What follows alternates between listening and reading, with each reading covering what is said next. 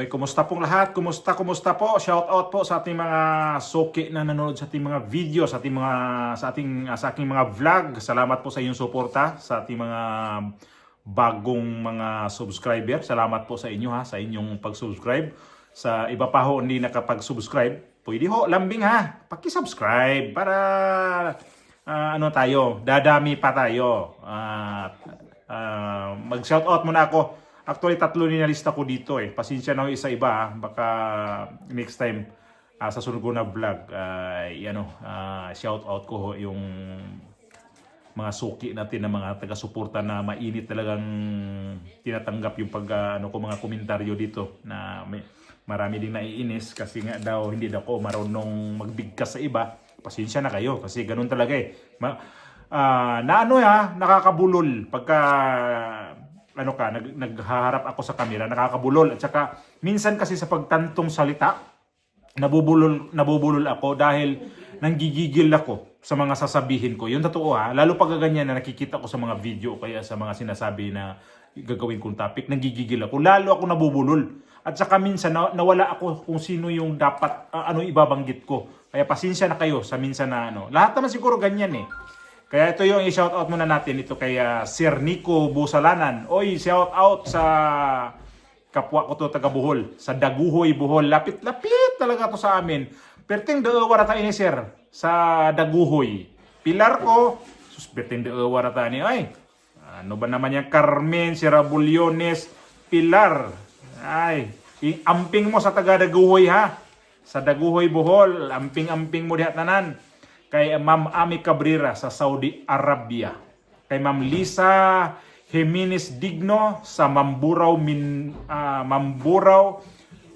Occidental Mindoro. Shout out po sa Mindoro na isa sa mga main topic ngayon sa flood control. Hindi kayo kasali dyan mama, main topic nang sinasabi ko.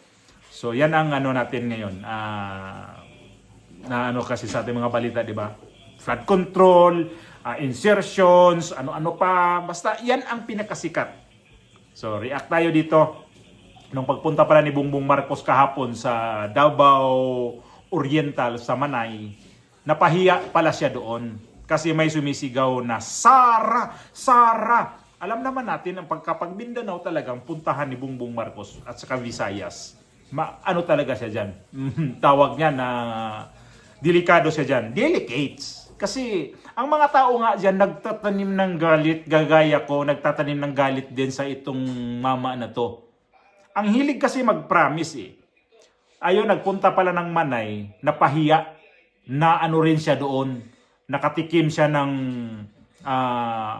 pagsisigaw sa mga tao na hindi siya welcome sa pagpunta sa Manay, sa Davao Oriental. Kasi ito si Ramon Tulfo, kapatid ito nila ni Erwin, kapatid ni Rafi Tulfo, kapatid ni Bitag, ni Ben Tulfo, nagsalita dito sa kanyang post sa Facebook. Ito yung sinabi niya, Hi, mahal kong Manay, di kita maintindihan. Ako'y taga Manay, pero nahihiya ko ang asal ninyo. Yan ang sabi niya Mahaba-haba to. Pumunta ang Pangulo ng Pilipinas sa ating bayan upang magpakita ng pagkalinga, naging biktima ng lindol pero di man lang kayo nagpakita ng pasasalamat. Aba, lumapag sa helicopter si BBM kahapon sa Manay, Davao Oriental. Ang epicenter ng napakalakas na lindol upang ipadama sa mga tao doon na ang gobyerno ay parang magulang na nag-alala sa kapakanan ng kanyang mga anak. Yan ang sabi ni kay Tulfo to. Pero anong ginawa ninyo? Atensyon taga Manay. Sa halip na matutuwa kayo at suklian ang kabutihang loob ni BBM, nagsisigaw kayo ng Sara, Sara. Yan ang sabi niya. Di ninyo makalimutan kahit panandalian man lang sa politika, ang politika. Para sa akin, ito ay kawalan ng magandang asal. Look, I have no love lost for BBM. Para sa akin, ay malayo siya sa kanyang ama na si Ferdinand Marcos Sr. Talaga naman. But no matter how the people of Manay regard BBM, they should respect his position if they can't respect his person. Pero kung sa bagay, wala kang maaasahan sa aking mga kababayan. Anumang kabutihang loob ang ipapakita mo sa kanila ay masama ka pa din. Kung sa English, they feel entitled. They think the world owes them a living. Palibhasa, karamihan sa kanila, pakinggan ninyo ha, ulitin ko. Palibhasa, karamihan sa kanila ay pusaka. Mga taga-bundok na malayo sa sibilisasyon. Sampal to sa mga taga-Manaya. Class.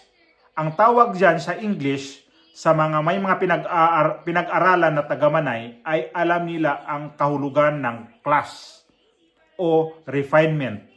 Huwag sana kayong magalit sa aking pagpuna sa kawalan ng magandang asal ninyo, mga kababayan kong taga-Manay. Masakit man tanggapin natin na kulang pa tayo sa refinement. Kaya hanggang ngayon ay third class municipality pa rin ang Manay. Yan ang sabi nitong si Ramon Tulfo o Montulfo. So, ang lupit no. Dito masakit ang kanyang sinabi dito Itong sinabi niya na ang tawag diyan sa English sa mga may pinag-aralan ng taga-Manay ay alam nila ang kahulugan ng class o refinement. Huwag ka na. Sana ba yon? Ito'y masakit Yung piano.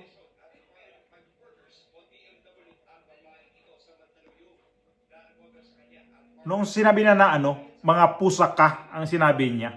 Ang sakit yun Ang ang magsalita, napaka-arrogante magsalita to si Montulfo. Taga-Manay ba to? So kayong taga-Manay, batuhin nyo ng yan. Itlog na bugok ito pag pumunta dyan sa inyo. At ito yung mga nagkukomento sa kanya.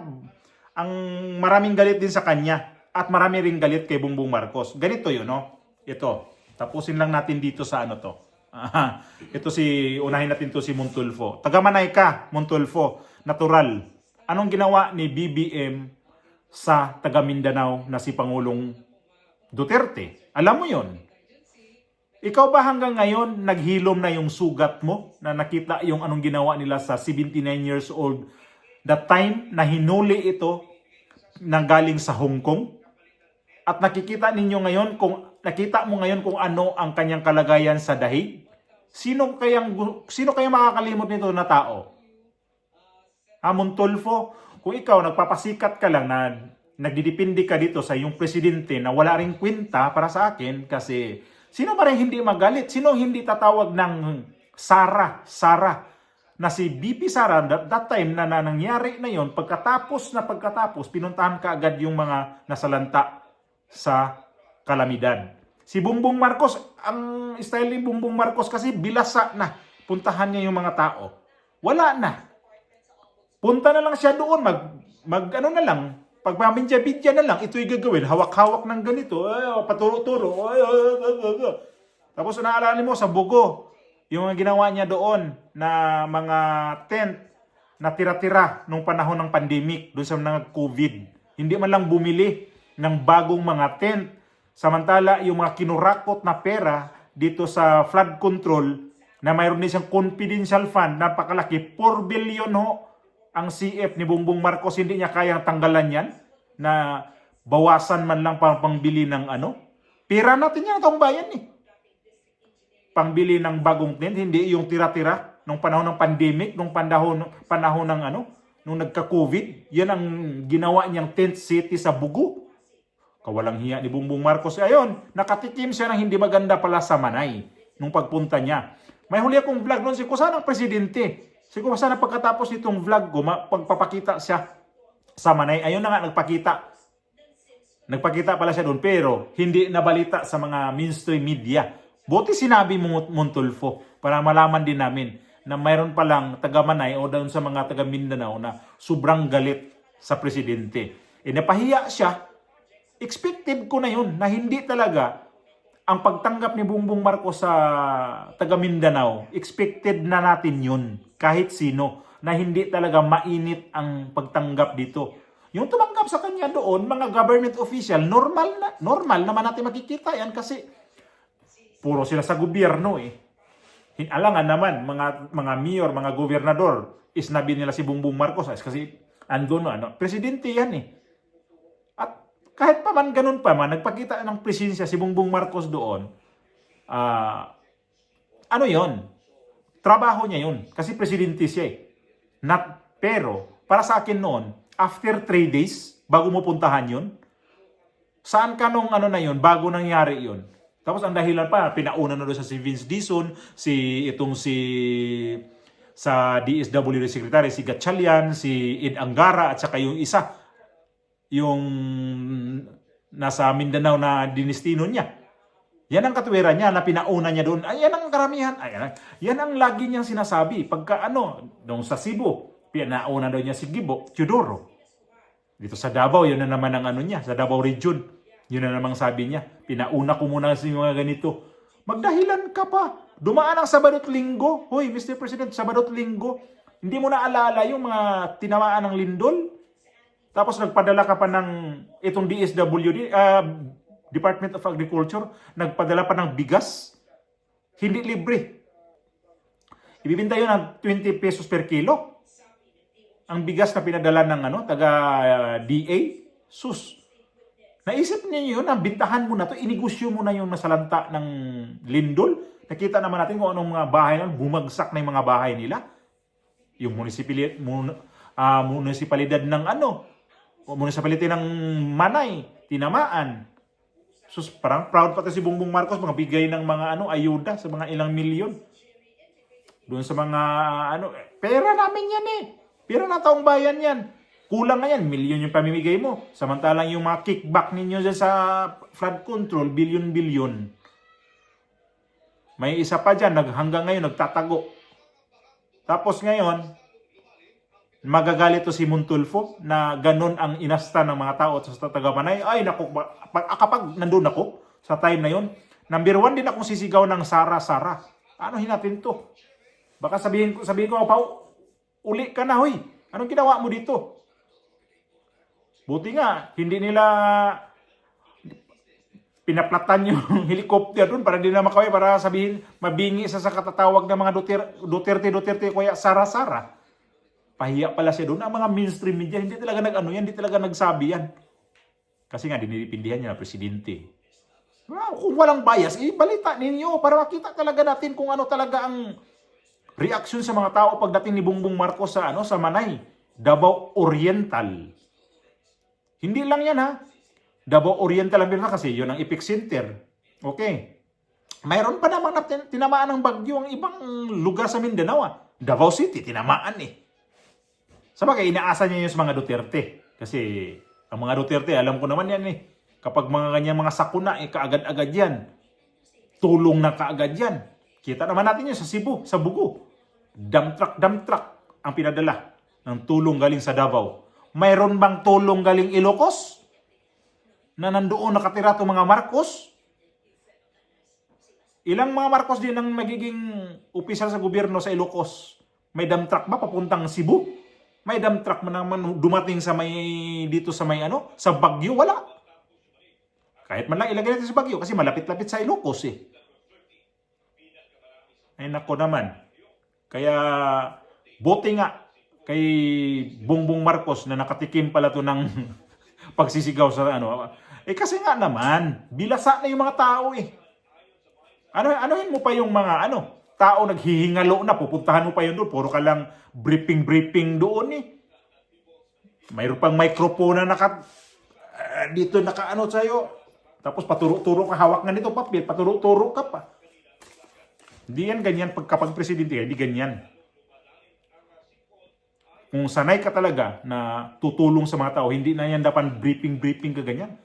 Kaagad-agad. Anuhin mo na kaagad yan.